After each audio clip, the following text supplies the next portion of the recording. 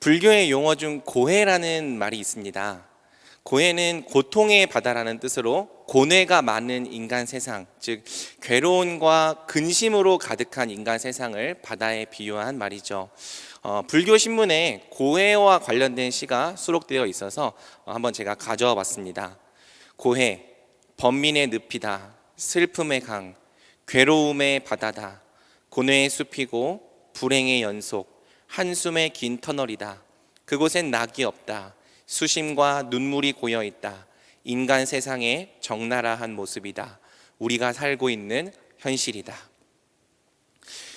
설교의 서두부터 갑자기 불교 용어를 언급하는 이유는 이 세상의 망가짐과 왜곡됨을 인식하는 종교가 단지 기독교뿐만이 아니라는 사실을 말하고 싶어서입니다. 거의 대부분의 종교와 사람들은 세상이 뭔가 잘못되었다는 사실을 알고 있습니다. 온갖 왜곡과 비극, 고통과 비참으로 차 있다는 사실을 인식하고 있습니다. 우리의 세상이 유토피아보다는 디스토피아에 가깝고 또 이상향이 아니라 이 철저한 약육강식의 세계라는 사실을 인지하고 있습니다. 물론 사람마다 세상의 심각성을 인지하는 정도는 다 다릅니다. 세상을 유토피아라고까지 생각하는 사람은 없을지라도 이 정도면 그래도 살만하지 않냐고 생각하는 사람들도 있습니다. 또 괜히 세상의 어두운 면을 부각시키며 살 필요는 없다고, 그런 무거운 주제를 생각하느라 심각하게 살 바에는 차라리 하루라도 더 좋은 것만 생각하며 더 즐기며 살겠다고 말하는 사람들도 많죠. 하지만 우리 인생과 세상의 본질을 조금이라도 진지하게 고려해 본 사람들은요, 세상이 고통의 바다라는 말에 대부분 동의합니다. 왜냐하면 실제로 그렇기 때문입니다. 매일 걱정과 근심과 괴로움에 시달리는 인생이 우리에게 무거운 짐입니다. 상처 주고 상처 받으며 소외되고 소외시키며 어떻게든 살아남고자 처절하게 몸부림쳐야 하는 모든 순간순간이 우리에게 고통입니다. 그래서 사람들은 어떻게든 이 무거운 짐을 덜고 인생의 고통에서 해방될 길을 찾습니다. 고통의 바닷속에서 구원을 찾습니다. 역사상 많은 종교와 철학이 다 나름대로 구원의 길을 제시해 왔습니다. 고통의 바다에서 벗어나는 길을 제시해 왔습니다. 불교는 불교만의 구원을 말했고, 힌두교는 힌두교만의 구원을 말했습니다. 이슬람교는 이슬람교만의 구원을 말했습니다. 사람들이 볼 때는 기독교도 구원을 제시하는 수많은 종교 중 하나일 뿐이죠. 종교뿐만이 아니라 철학자들도, 또 철학도 구원을 제시해 왔습니다. 어떤 철학은 도덕과 윤리가 구원의 길이라고 말했습니다. 어떤 철학은 교육이 구원의 길이라고 말했습니다. 어떤 철학은 강력한 법치가 구원의 길이라고 말했고, 어떤 철학은 특정 정치 제도나 혹은 특정 경제 제도가 구원의 길이라고 말했습니다. 현재 우리나라에서는 돈을 구원의 길로 믿는 철학 또는 종교가 대세인 것 같습니다. 물론 돈이 대세가 아니었던 적은 역사상 단 한 번도 없었지만 요즘엔 더 노골적으로 돈이 구원자 노릇을 하고 있죠. 결국엔 돈이 나를 끝없는 고통에서 해방해 주리라 믿는 사람들이 오늘날에는 절대 다수를 차지하게 되었습니다. 사랑하는 여러분, 기독교 역시 구원의 길을 제시하는 종교입니다. 그 기독교가 제시하는 구원의 길이 뭐냐? 바로 복음이죠. 기독교는 복음이 우리를 고통의 바다에서 건져줄 수 있다고 말하는 종교예요. 즉 복음이 우리를 구원한다고 말하는 종교입니다. 그런데 여러분, 복음을 믿는 것에 한 가지 큰 어려움이 있습니다. 바로 성경은 복음을 유일한 구원의 길로 믿을 것을 요구한다는 점이죠. 성경은 복음을 유일한 구원의 길로 선포합니다.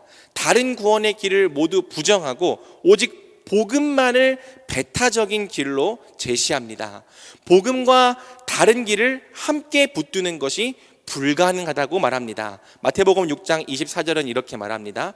한 사람이 두 주인을 섬기지 못할 것이니 혹 이를 미워하고 저를 사랑하거나 혹 이를 중히 여기고 저를 경히 여김이라. 너희가 하나님과 재물을 겸하여 섬기지 못하느니라. 그러니 만약 여러분이 복음을 구원의 길로 믿겠다면 선택해야 합니다. 예수님을 믿는다는 것은요, 수많은 구원의 길들 중에 예수님도 믿겠다가 아니라 오직 예수님만을 진리로 믿겠다는 뜻입니다. 복음만을 유일한 구원의 길로 믿겠다는 뜻입니다. 다른 구원의 길을 모두 부정하고 버리겠다는 뜻입니다. 이것이 종교든 철학이든 돈이든 무엇이든 나를 구원하는 길로 붙잡지 않겠다는 뜻입니다. 성경은 세상도 구원의 길로 붙잡으면서 복음도 구원의 길로 붙잡는 길은 결코 없다고 말합니다. 마가복음 8장 말씀입니다. 누구든지 나를 따라오려거든 자기를 부인하고 자기 십자가를 지고 나를 따를 것이니라. 누구든지 이 음란하고 죄 많은 세대에서 나와 내 말을 부끄러워하면 인자도 아버지의 영광으로 거룩한 천사들과 함께 올 때에 그 사람을 부끄러워하리라. 아멘. 그런데 여러분, 문제가 뭡니까? 우리가요, 다른 길을 버리지 못한다는 점입니다. 복음도 붙잡고 다른 길도 함께 붙잡으려 한다는 점입니다. 복음을 진리, 유일하게 참된 구원의 길로 확신하지 못한다는 점입니다. 사실 이것이 하나님과 우상을 항상 겸하여 섬겼던 이스라엘의 문제였습니다. 그리고 여전히 세상과 하나님 사이에서 머뭇거리고 있는 우리의 문제이기도 하죠. 복음을 믿지 않는다고 말하는 사람은 없지만 복음을 정말 성경적인 의미로 유일하게 참된 구원의 길로 믿고 따라가는 사람은 드뭅니다. 바꿔 말하면 복음이 정말 우리 인생의 답이라고 확신하는 사람이 그리 많지 않을 수 있습니다. 복음이 정말 답이라는 확신이 없기 때문에 복음이 요구하는 길을 확신 있게 따라가지 못합니다. 세상과 복음 사이에서 머뭇거립니다. 머뭇거리기 때문에 성경에 약속된 구원과 복을 제대로 누리지 못합니다. 제가 여러분에게 계속해서 복음을 설교하는 이유는 복음을 진리로 믿는 믿음, 유일한 길로 믿는 믿음을 우리 안에 세워내기 위함입니다. 연약한 우리가 어떻게 복음을 유일한 구원의 길로 확신할 수 있을까요? 이토록 의심이 많은 우리가 어떻게 복음을 진리로 확신할 수 있을까요? 성경은 오직 복음만이 그 일을 할 수 있다고 말하는 거죠. 복음에는 하나님의 의가 나타나서 우리를 믿음에서 믿음에 이르게 한다고 말하는 것이 성경의 약속입니다. 참된 믿음은 반드시 참된 복음을 들음에서 말미암는다는 것이 우리 주님의 약속입니다. 그래서 저는 오늘도 성령께서 여러분을 복음으로 설득하시도록 복음을 배타적이고 유일한 구원의 길로 제시하려 합니다. 왜 복음만이 이 망가진 세상 속에서 유일한 구원의 길이 되는가? 이 질문에 대답하기 위해서는 먼저 왜 세상이 이토록 망가졌는가부터 질문해 볼 필요가 있습니다. 오늘 본문은 세상이 왜 이렇게 망가졌는지, 왜 이런 고통의 바다가 되었는지를 우리에게 설명합니다. 그 이유가 무엇인지를 알 때, 그 출발이 무엇이었는지를 알 때 우리는 왜 복음이 진리인지, 왜 복음밖에 유일한 구원의 길이 될 수 없는지 좀 더 납득하게 될 것입니다. 함께 오늘 본문을 통해 살펴보겠습니다. 지난주에 저는 죄의 본질이 하나님의 주되심을 거부한 것이라고 설교했습니다. 단순히 어떤 행위를 했냐 안 했냐가 죄의 본질이 아닙니다. 죄의 본질은 하나님의 선하심을 부정하는 마음이에요.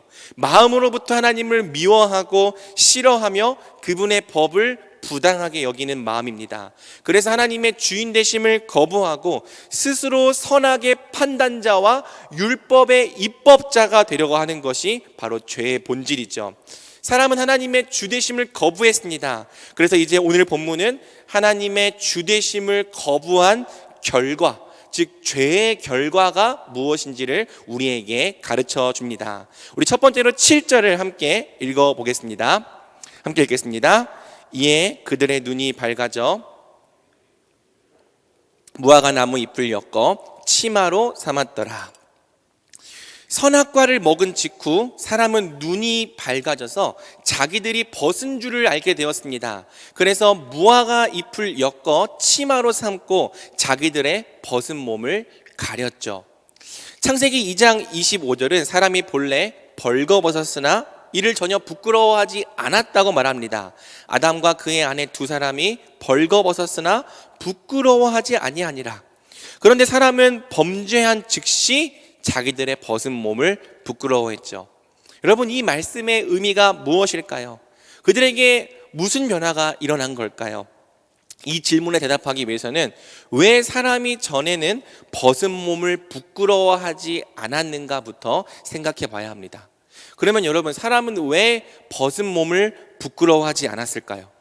어떤 사람들은요, 첫사람이 이 어린아이처럼 순진무구했다고 생각합니다. 다 벗고 다녀도 부끄러운 줄 몰랐다고 생각합니다. 하지만 여러분, 이런 생각은 잘못된 생각입니다. 지난주에도 말했지만 첫사람은 우리보다 훨씬 뛰어난 존재였습니다. 절대 아무것도 모른 채 순진무구해서 벗고 다닌 게 아닙니다.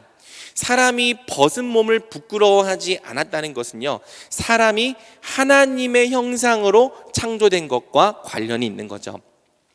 사람은 하나님의 형상으로 창조된 존재입니다. 하나님의 형상은 하나님을 닮았다, 하나님을 나타낸다, 크게 두 의미를 가진다고 했죠.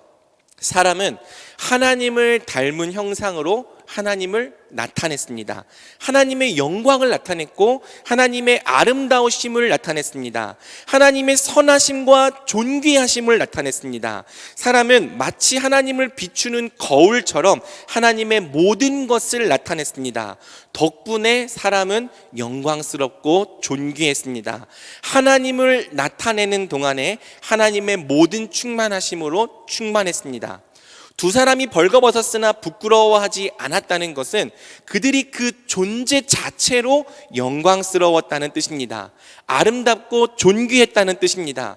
아무것도 입지 않았지만 전혀 부끄러워할 이유가 없었다는 뜻입니다. 하나님의 형상으로 지음받은 사람은 존재 자체로 완전했고 거기에 어떤 것을 더하거나 가릴 필요가 전혀 없었던 거죠. 하지만 범죄한 즉시 사람은 자신의 벗은 몸을 부끄러워합니다. 무슨 의미입니까? 바로 하나님의 형상이 망가지고 손상되었다는 뜻입니다. 파괴되고 오염되었다는 뜻입니다. 부패하고 썩었다는 뜻입니다. 더 이상 예전만큼 하나님을 닮지도 않았고 하나님을 나타낼 수도 없게 되었다는 뜻입니다. 여러분, 사람은 본래 하나님과 닮았기 때문에 영광스러웠습니다. 하나님을 나타내기 때문에 아름다웠습니다. 하나님 때문에 가치 있고 존귀했습니다. 그런데 하나님의 형상이 손상되자 하나님 때문에 주어졌던 모든 영광과 아름다움이 사라졌습니다. 상실되었습니다. 그리고 본래 흙이었던 육체의 본질만이 남게 되었죠. 그래서 7절은 사람이 무화과 나무 잎으로 자신을 가렸다고 말합니다. 왜?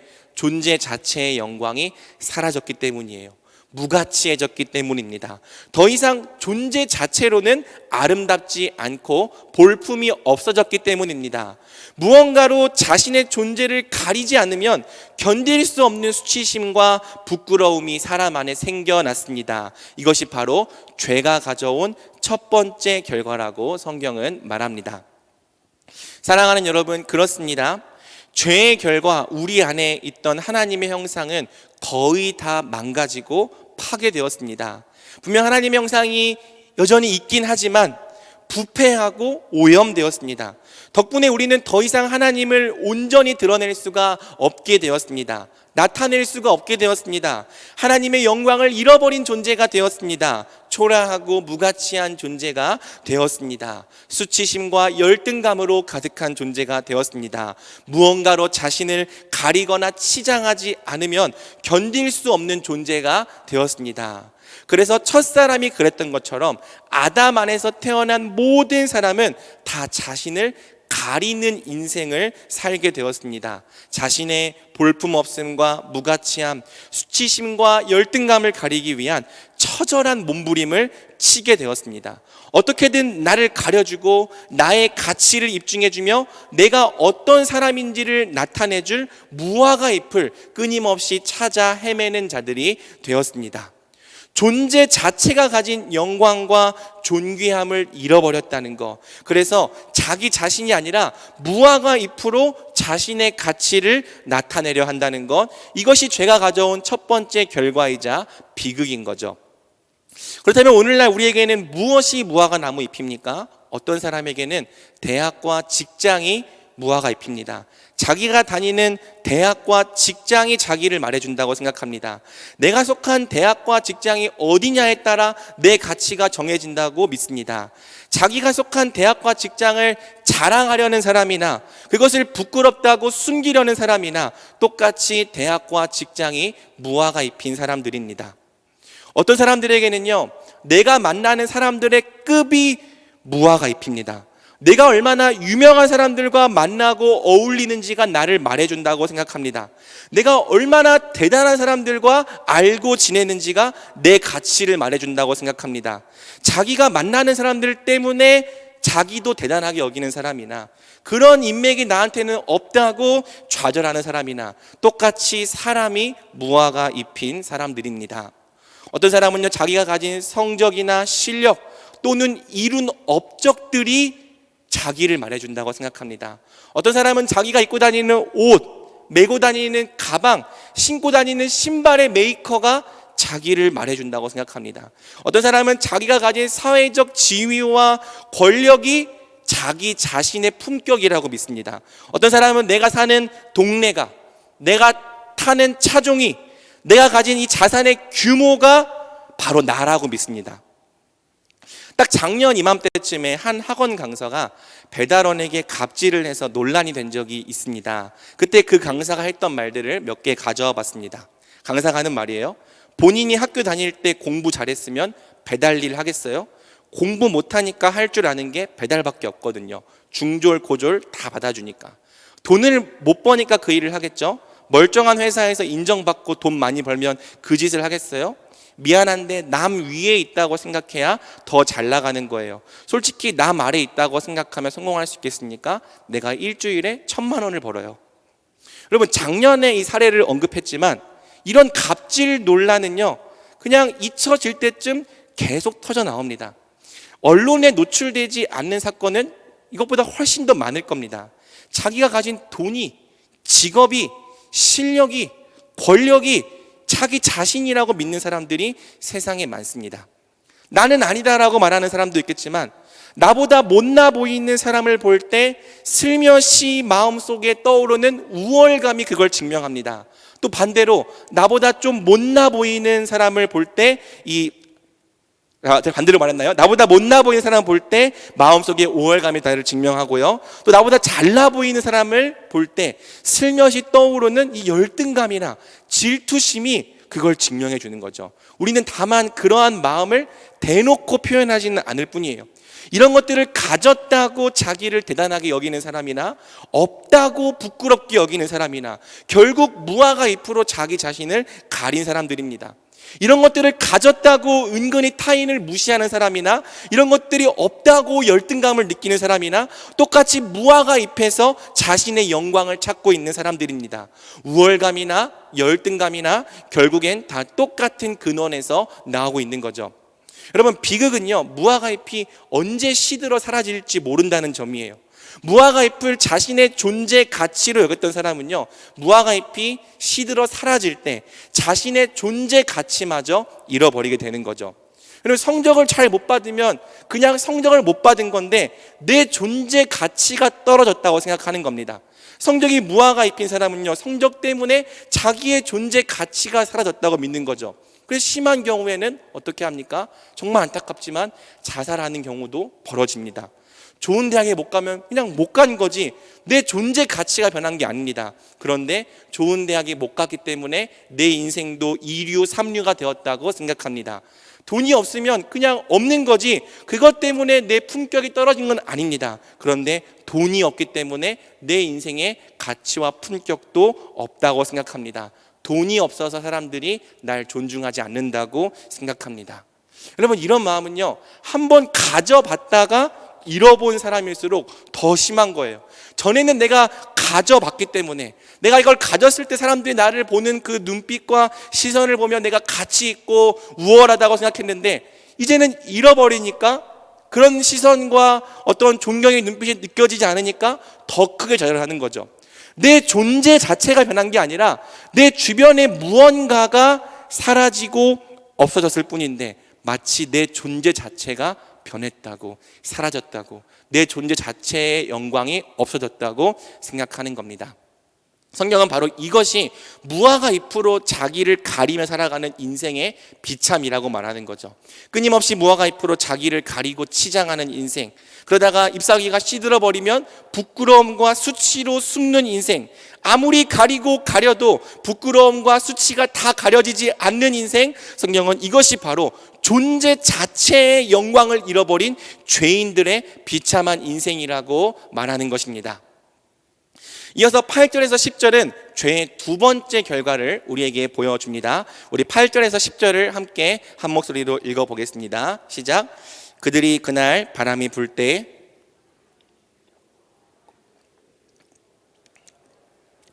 여호와 하나님의 낯을 피하여 동산 나무 사이에 숨은지라. 여호와 하나님이 아담을 부르시며 그에게 이르시되 네가 어디 있느냐. 이르되 내가 동산에서 하나님의 소리를 듣고 내가 벗었으므로 두려워하여 숨었나이다. 본문에서 아담과 그의 아내는 동산에 거니시는 하나님의 소리를 듣고 하나님의 낯을 피해 동산 나무 사이에 숨습니다. 하나님은 아담에게 네가 어디 있느냐 물으셨고, 아담은 내가 하나님의 소리를 듣고 내가 벗었으므로 두려워하여 숨었나이다 대답했죠. 여러분, 본래 사람은 영생, 하나님과 영원한 사귐을 누리도록 창조된 존재입니다. 사람은 하나님 나라에서 하나님과 항상 함께하는 임마누엘과 영생의 복을 누렸습니다. 사람에게 영생의 복을 주시는 것이 본래 하나님의 뜻이었습니다. 하지만 본문은 죄의 결과 하나님과 사람 사이의 관계가 단절되었음을 보여줍니다.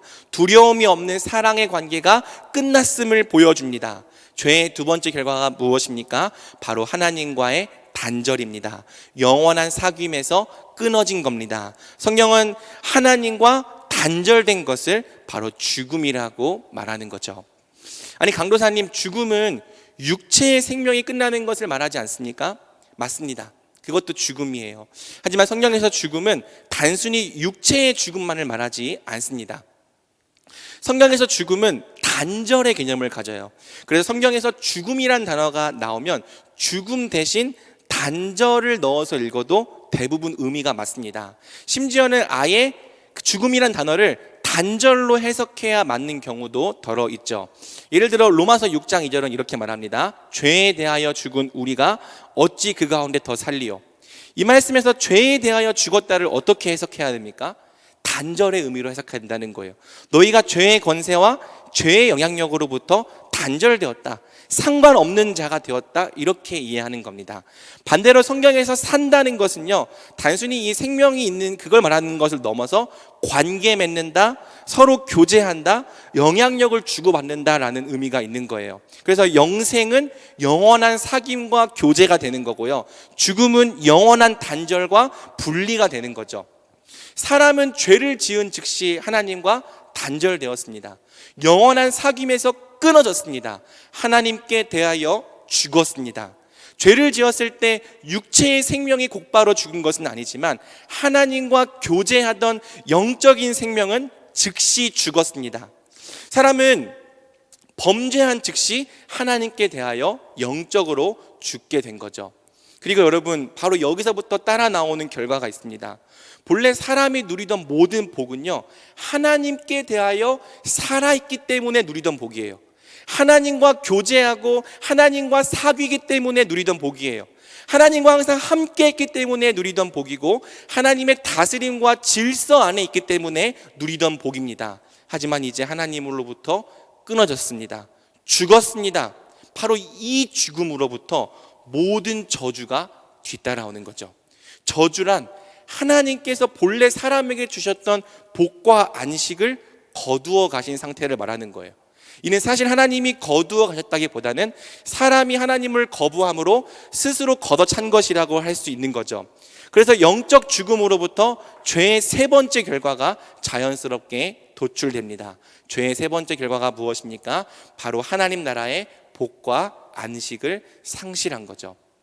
이 내용이 16절부터 19절에 설명됩니다. 16절부터 19절을 보기 전에 우리가 11절부터 13절을 간단히 짚고 넘어가겠습니다. 11절에서 13절은요, 하나님께서 사람에게 죄를 물으시는 심판의 장면을 우리에게 보여줍니다. 하나님은 죄인을 심판하시되 아무렇게나 막 심판하지 않으십니다. 도리어 죄가 무엇인지를 정확하게 묻고 정확한 기준을 따라 심판하시죠. 죄를 지은 사람은 하나님의 법정에서 각 사람의 행위를 물으시는 심판주 하나님 앞에서 자기 행위를 낱낱이 고백해야 합니다. 바로 그 그림을 오늘 본문이 보여주는 거죠. 그런데 오늘 본문에서 놀라운 것은요, 사람이 심판대 위에서 하나님께 보이는 반응이에요. 오늘 본문은 정말 최후의 최후까지도 자기 죄를 절대 인정하지 않는 죄인의 특징을 우리에게 보여주는 거죠. 하나님은 아담에게 내가 네게 먹지 말라 명한 그 나무 열매를 네가 먹었느냐 물으십니다. 정확하게 하나님은 하나님의 법을 근거로 죄를 물으신 거죠. 이에 아담은 뭐라고 대답합니까? 하나님이 주셔서 나와 함께 있게 하신 여자, 그가 그 나무의 열매를 내게 주므로 내가 먹었나이다. 언뜻 보면 자기 죄를 인정하는 것처럼 보이지만 함정이 있습니다. 하나님이 주셔서 나와 함께 있게 하신 바로 그 여자 때문에 내가 죄를 지었습니다. 사실상 자기 죄의 책임을 하나님과 여자에게 돌리고 있는 거죠. 여자도 다르지 않습니다. 뱀이 나를 꿰므로 내가 먹었나이다. 여자 역시 자기 죄의 책임을 뱀에게 돌렸습니다. 그 말이 틀린 것은 아니지만 내가 내 의지로 죄를 지었다고 인정하는 사람이 단 하나도 없습니다. 여러분, 이것이 실제로 심판날에 벌어질 법정의 그림입니다. 멸망당할 죄인들은요, 최후의 최후까지도 자기 죄를 변명하며 나에게는 책임이 없습니다 주장할 겁니다. 요한계시록 16장은 사람들이 심판을 받는 그 순간까지도 절대 회개하지 않고 하나님의 이름을 비방하며 죽어갈 거라고 말하는 거죠. 그들의 그런 태도가 하나님의 심판을 더욱 정당하게 할 겁니다. 자기들이 영원히 심판받아야 마땅한 죄인임을 더욱 확실하게 드러낼 겁니다. 하나님은 회개하지 않는 죄인을 영원한 불구덩이에 던져 넣으실 겁니다. 그것이 그들에게 정당한 심판이 될 겁니다. 이렇게 오늘 본문은 첫사람의 심판 장면을 통해 최후의 심판 때 벌어질 일들도 어렴풋하게 보여주는 거죠. 그러면 다시 돌아와서 각 사람의 행위대로 죄를 물으신 하나님은 비로소 16절부터 19절에 사람을 향한 이 심판의 내용을 선고합니다. 심판의 내용은 다음과 같습니다. 첫째, 내가 네게 임신하는 고통을 크게 더할 것이다. 둘째, 너는 남편을 원하나 남편은 너를 다스릴 것이다. 셋째, 땅은 너로 말미암아 저주를 받고 너는 평생토록 수고하여야 땅의 소산을 먹을 것이다. 넷째, 너는 흙이니 흙으로 돌아갈 것이다. 내용이 많은 것 같지만 사실상 하나님께서 본래 사람에게 주셨던 복과 안식이 죄의 결과로 반전된 겁니다. 죄의 첫 번째 결과, 하나님 형상의 파괴. 죄의 두 번째 결과, 하나님으로부터 끊어짐, 하나님께 대하여 죽음. 그래서 죄의 세 번째 결과 무엇이냐? 바로 하나님 나라에서 누리던 복과 안식을 상실하게 된 거죠. 하나씩 간단하게 살펴보겠습니다. 첫 번째로 16상절은요, 하나님께서 여자에게 임신하는 고통을 크게 더하셨다고 말합니다. 임신하는 고통이 크게 더해졌다는 것은요, 출산 시 큰 고통에 따른다는 문자적 의미로도 물론 이해할 수 있습니다. 하지만 창세기 문맥에서 좀 더 폭넓게 보면 생육하고 번성하여 땅에 충만하라는 복이 상실되었다는 뜻이죠. 생육하고 번성하여 땅에 충만하게 되는 것은 하나님께서 사람에게 주신 복이자 사명이었습니다. 그런데 복을 잃어버렸습니다. 사명을 이루는데 큰 고통이 따르게 되었습니다. 우리 존재의 목적과 사명을 이루는 것이 너무나도 힘들고 어려워졌습니다. 그토록 열심히 사는데도 존재의 목적과 사명을 거의 이루지 못하게 되었습니다. 복이 없기 때문에 허망하게 인생을 마무리하게 되었습니다. 두 번째로 16 하반절은요, 너는 남편을 원하나 남편은 너를 다스릴 것이라고 말합니다. 여러분, 이 말씀은 가장 오해를 많이 받는 구절 중 하나예요. 언뜻 보기에 이 말씀은 마치 여자는 남자의 사랑을 원하고 사모하지만 남자가 여자의 주인이 되어 다스린다, 이런 의미로 보이기 때문이죠. 이 말씀의 본래 의미를 이해하기 위해서는 이 말씀을 창세기 4장 7절과 비교해 봐야 합니다. 창세기 4장 7절입니다.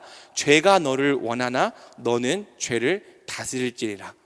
이 3장 16절과 4장 7절은요 완전히 똑같은 단어, 똑같은 구문으로 되어 있어요. 주어랑 목적어만 다릅니다.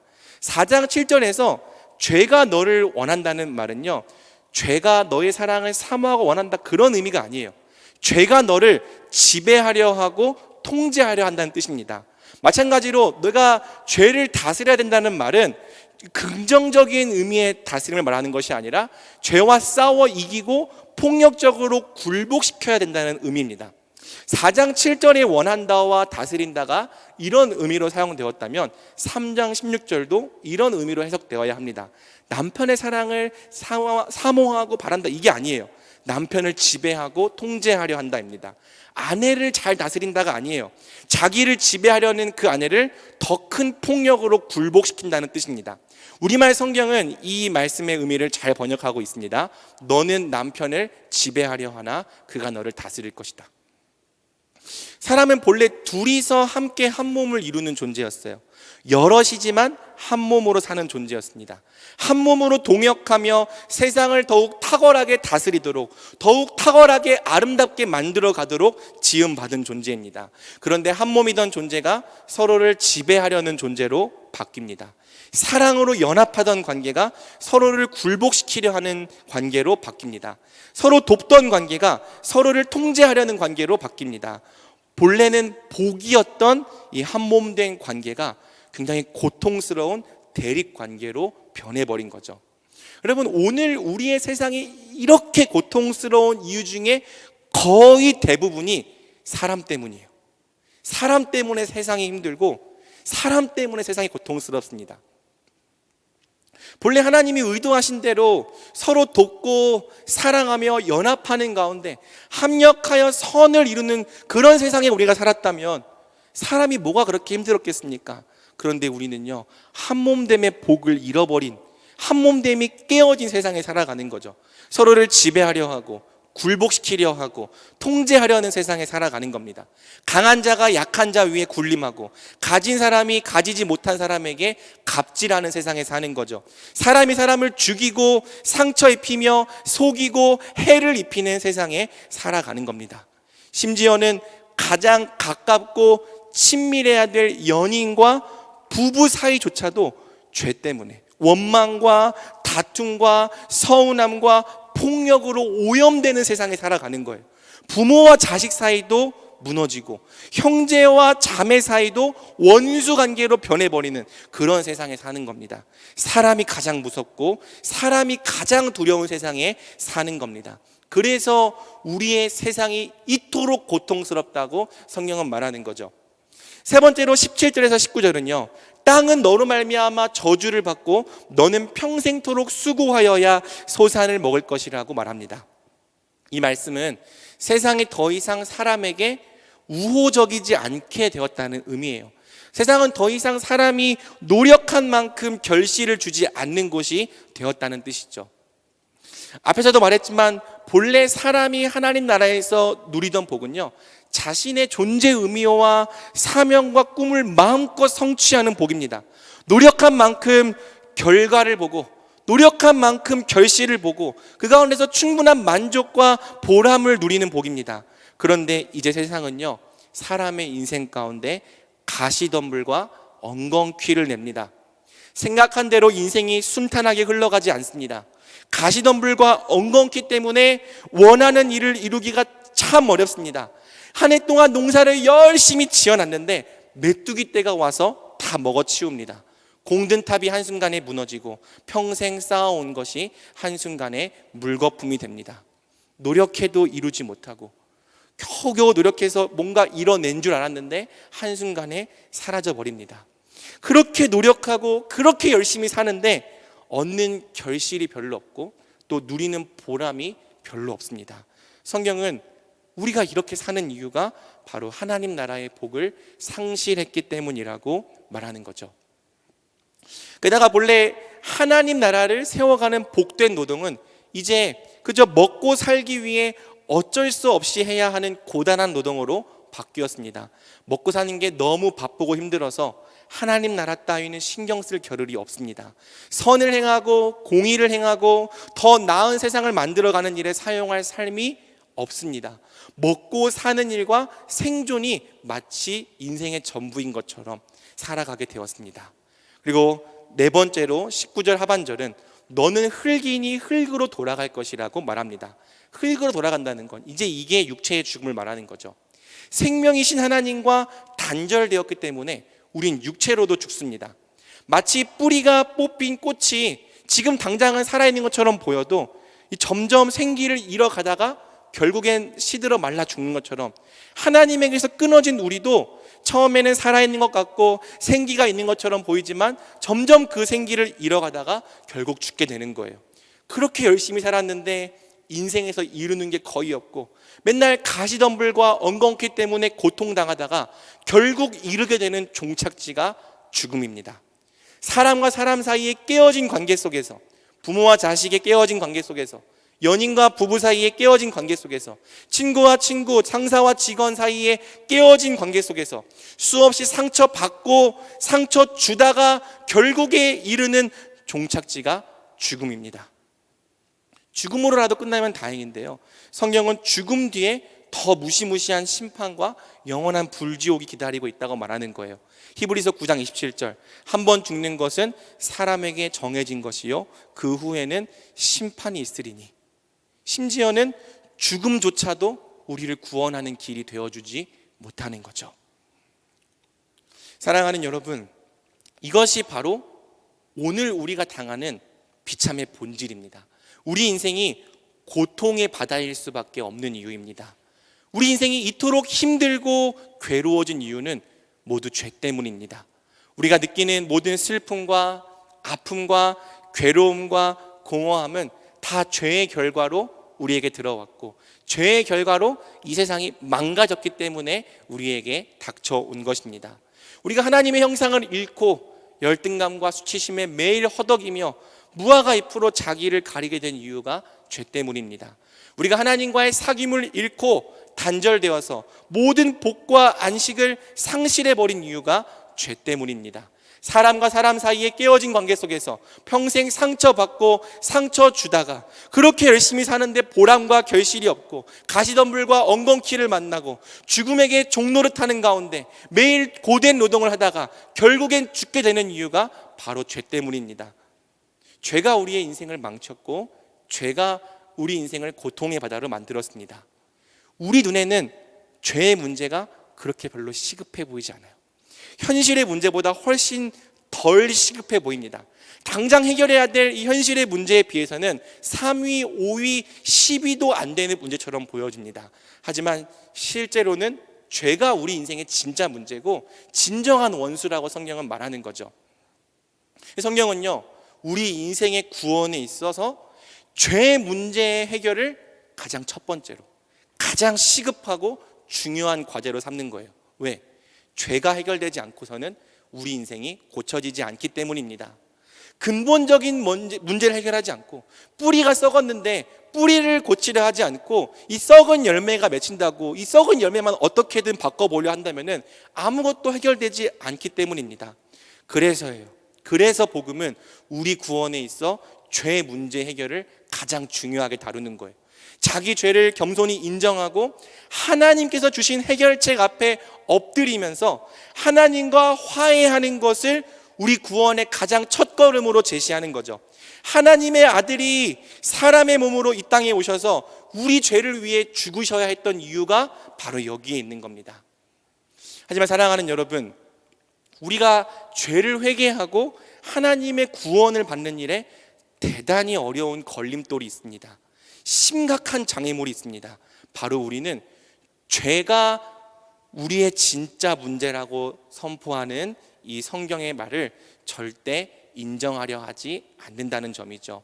그리고 최후의 최후까지도 하나님과 화해하기를 거부하고 끝까지 다른 구원의 길을 찾는다는 점입니다. 앞이 막히면 우린 뒤를 보는 거예요. 뒤가 막히면 오른쪽을 보는 거예요. 오른쪽이 막히면 왼쪽을 보는 거예요.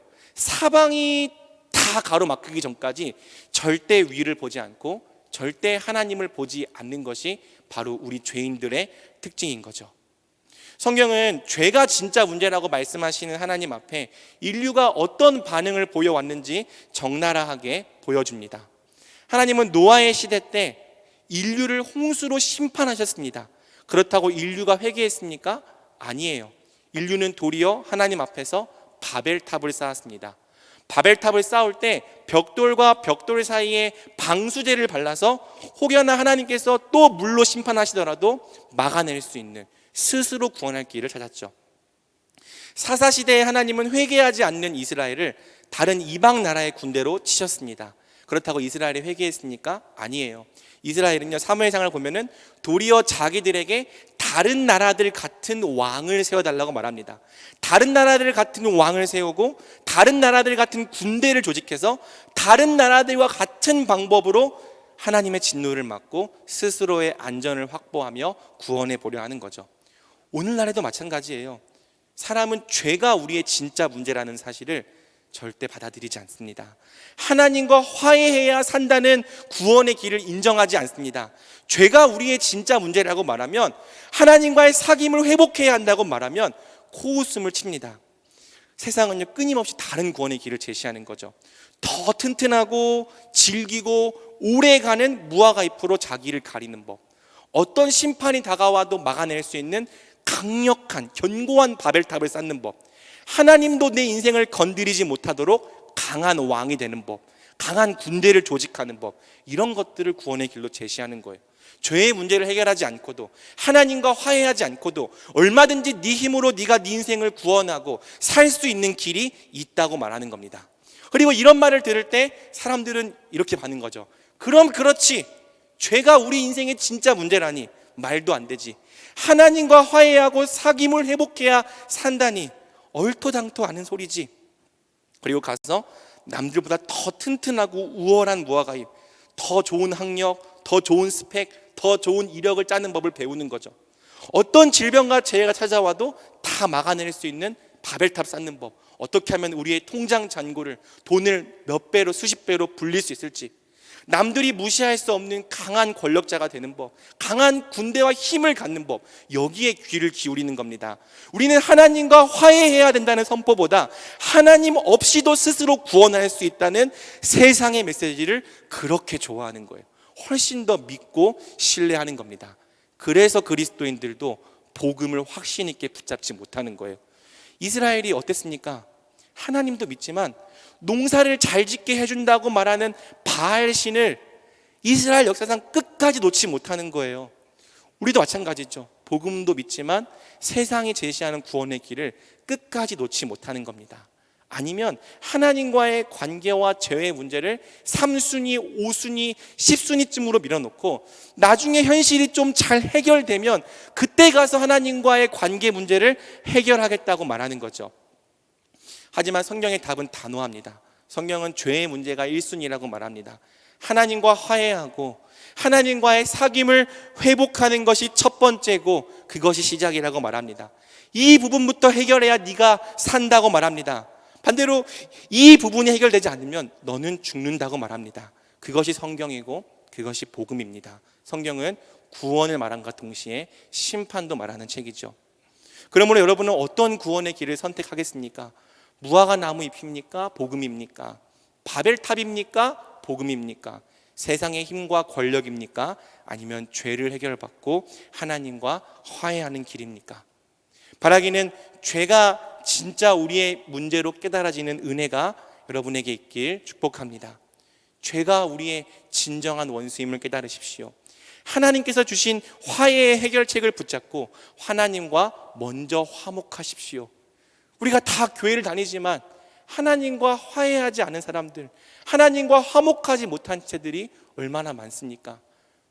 분명히 교회 안에 있지만 복음이 주는 이 가장 첫 번째 혜택조차 누리지 못하는 지체들이 얼마나 많습니까? 여러분, 하나님께서 주신 화해의 해결책 예수 그리스도를 붙잡고 하나님과 먼저 화목하십시오.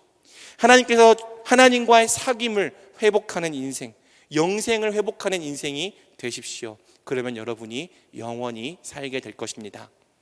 말씀을 맺겠습니다. 오늘 본문의 22절에서 24절은 죄의 결과를 다음과 같이 요약합니다. 우리 마지막으로 22절에서 24절 같이 읽겠습니다. 시작. 여호와 하나님이 이르시되 보라, 같이 되었으니 그가 그의 손을 들어 생명나무 열매도 따먹고 영생할까 하노라 하시고, 여호와 하나님의 에덴 동산에서 그를 내보내어 그의 근원이 된 땅을 갈게 하시니라. 이같이 하나님이 그 사람을 쫓아내시고 에덴 동산 동쪽에 그룹들과 두루 도는 불칼을 두어 생명나무의 길을 지키게 하시니라. 아멘. 사람은 하나님과 사귀는 길, 영생의 길을 잃고 에덴 동산에서 쫓겨났습니다. 따라서 죄의 결과가 무엇입니까? 죄의 결과는 하나님 나라에서의 추방입니다. 하나님 나라에서 쫓겨난 것이 결국의 죄의 결과입니다. 하지만 여러분, 기뻐하십시오. 우리 주님께서 선포하신 복음이 있습니다. 계속 있는 말씀인데 마가복음 1장 15절입니다. 이르시되 때가 찼고 하나님 나라가 가까이 왔으니 회개하고 복음을 믿으라 하시더라. 아멘. 우리가 비록 죄로 말미암아 하나님 나라에서 추방당했지만 예수님을 통해 하나님 나라가 다시 회복되고 이 땅에 임했습니다. 누구든지 회개하고 복음을 믿는 자에게는 하나님과 화해하는 은혜를, 하나님과 다시 영원히 사귀는 생명을, 하나님 나라를 주시겠다는 것이 복음입니다. 죄가 내 인생의 진짜 문제였음을 인정하는 자에게, 하나님으로부터 끊어져 있는 것, 하나님께 대하여 죽어 있는 것이 근본적인 원인임을 고백하는 자에게, 그래서 예수님의 십자가를 힘입어 다시 하나님과 화목하게 되기를 원하는 자에게 하나님 나라를 지금 바로 주신다는 것이 복음입니다. 그러므로 우리 예수 가족과 의도 청년부가 복음을 통해 하나님과 화해하고 화목을 누리는 자들이 되길 우리 주님의 이름으로 축복합니다. 바로 여기서부터 하나님이 주시는 구원을 경험해 나가는 모든 지체들이 될 수 있기를 간절한 마음으로 소망합니다. 아멘. 우리 시간 함께 여호와께 돌아가자, 이 찬양으로 하나님 앞에 찬양하고 또 기도하는 시간 갖겠습니다.